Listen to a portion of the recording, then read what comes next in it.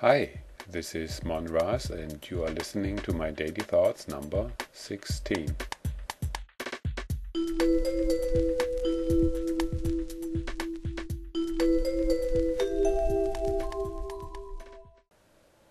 Today's reflections are about MPC versus future lives.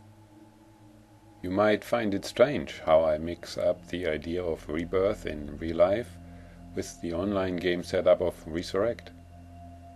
I would figure the objections won't come mostly from the point of view that the game world has absolutely nothing to do with the real world. Many years ago, the movie Matrix has approached this subject by asking, what is real? How do you define real? Can you define real? Do you know what real really is? Type the keyword MMORPG in Wikipedia and read about the corrupted blood issue. A governmental agency used the online game system WoW for analysis how a virus, the in-game virus corrupted blood, had spread. This tells you how close to a real world these games are. For the brain itself, it does not matter where the signals are coming from. Light from the computer screen or light from the real world. It's almost identical in terms of information for the brain to process. In both cases, light enters the eyes and are forwarded in form of nerve impulses to the brain. For example, looking at the sunset situation in either world creates similar feelings and emotions in us. In the real world you have the smell and touch of the wind and you hear the real world sounds. However, technology is advancing and will make this happen too in the near future. But let's continue and see what effect on our society it would have if we could be reborn in real life. The subject of rebirth has been debated for a few thousand years. It's a very old point of discussion. But as of lately, you don't see or hear much about it anymore. Sure, there are interest groups talking about it, books have been written and are written. But mainstream-wise, the media don't seem to be interested in that. I guess I was lucky when I recently stumbled over a foreign TV report about it. The story was about a child who talked often as soon as he could talk to his mom about his other mom, other house and dog, and gave even the name of the city where he had supposedly lived. It was first a local story, then spread around a little bit until, with the help of a scientist, the boy's stories could be verified for being correct. Two things happened during that TV show that I found worth memorizing. For one, the TV had taped the moment when the boy was put in front of the house that had been found according to his descriptions. Once he had looked at this house, the house where he had lived in his former life. His eyes stared into a far distance, his face turned sad and melancholic, and, according to the TV report, he never talked about it again. What could that expression mean? To us, for us. I wish you could have seen it for yourself. The next thing that I expected after that report was a discussion about it by different scientists. However, after the obligatory publicity break, the station aired a TV report about a guy with extraordinary body flexibility skills. This was a total disappointment. Why would the media do that? There was so much to talk about the past life issue and instead this acrobatic show? This is a situation that basically begged for an explanation. So let's dig here and find out the likelihood why they, the TV show producers, did decide that way. Could it be because of MPC, of money, power and control? What could possibly be with the past life issue that the MPC group doesn't want? The most important value for a media company is, to no one's surprise, shareholder value. The money flows in from TV ads or subscriptions and only don't worry, be happy, need to know, and have to have customers, buy and pay. Obviously, the way to go for the media company. Keep the crowd interested and happy. According to that target, reporters dig up anything newsworthy, anything that might interest the spectators.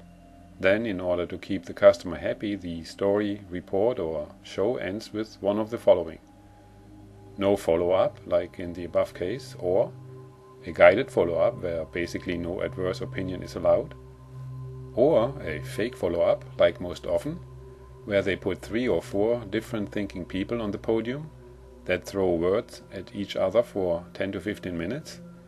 The discussion will not move forward one bit, and the conclusion is left wide open, basically maintaining status quo. The media found oh so subtle ways to keep us entertained all the time. No blank is left to create a thought. They don't want us to think. They want to think for us, have our eyes and ears wide open, so they can catch us off guard with our firewalls down for their advertisement or paid-for expert opinion. Everything is made into a show, heavily arguing, screaming, body language, Jerry Springer style. All that to keep the action going, so there is no time to reflect about anything. So the compelling past life report about that child had his tail cut off by the ridiculous acrobatic show that followed. My conclusion is, the media don't want us to think, and certainly not think about past and future life. Here's my opinion, and it builds on what I said in the conclusion of session number 7, where I quoted, "If life is a one-time event, there is a tendency to think I want to grab as much as I can before I'm running out of it, and I don't care what comes thereafter. However, if we look at the possibility of being reborn in another life, then one of a sudden the aspect of time and life changes, and timeless words like accomplishment, growth and learning replace those full-time ones such as money, power and status. The Western world is built on a so-called Christian foundation, which makes us follow their own rules and regulations to get a place in heaven. This system also tells us that you only have a one-time chance, a one-time life during which you can accomplish that. Here is some food for thought. Fact is that we don't know what the true words of Jesus Christ have been. Books about him have been written only 60 years or so after his death. How credible would a book be if someone started today, writing about the Second World War, only from what the war heroes could tell from memory, and then have that book translated, retranslated, interpreted and modified by I don't know how many authors, for how many centuries?